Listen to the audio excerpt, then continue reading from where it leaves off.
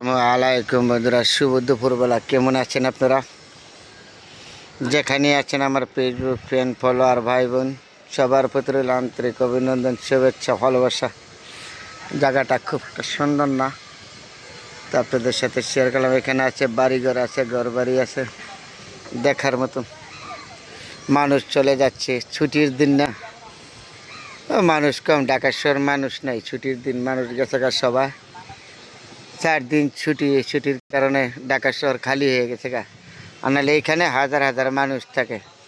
আজকে তো এরকম মানুষ নেই, কারণ ছুটির দিন তো, এই জন্য সবাই চলে গেছে। ছুটি তো, ছুটির দিন সবাই, ছুটির দিন বাড়ি গেছে কেন সবাই। সরকারি ছুটি 4 দিন ছুটি, কী বুঝেন আল্লাহ বুঝেন না? 4 দিন ছুটি।